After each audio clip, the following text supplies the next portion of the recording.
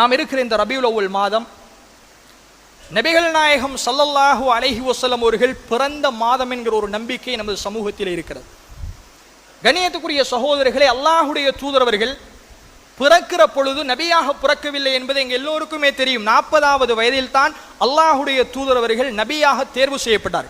அதுவரைக்கும் அல்லாஹுடைய தூதருக்கே தெரியாது நான் நபி என்று.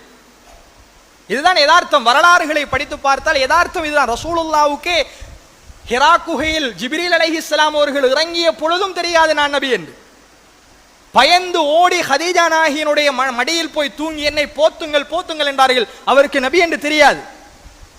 ஒரு மனிதரிடத்தில் ஹதீஜா நாயகி அவர்கள் கூட்டிட்டு போய் நபிகளார் கண்ட அந்த ஜிப்ரீல் அலைஹிஸ்ஸலாம் அவர்களுடைய உருவத்தை சொன்ன பொழுதுதான் அந்த நௌஃபல் இப்னு வரகா என்று சொல்லக்கூடியவர் தான் சொல்கிறார், நீங்கள் ஒரு நபி, உங்களிடத்தில் வந்தவர் நாமூஸ் என்று சொல்லக்கூடிய ஜிப்ரீல், அவர்தான் எல்லா நபிமார்களுக்கும் வஹியை கொண்டு வந்தார் என்று சொன்ன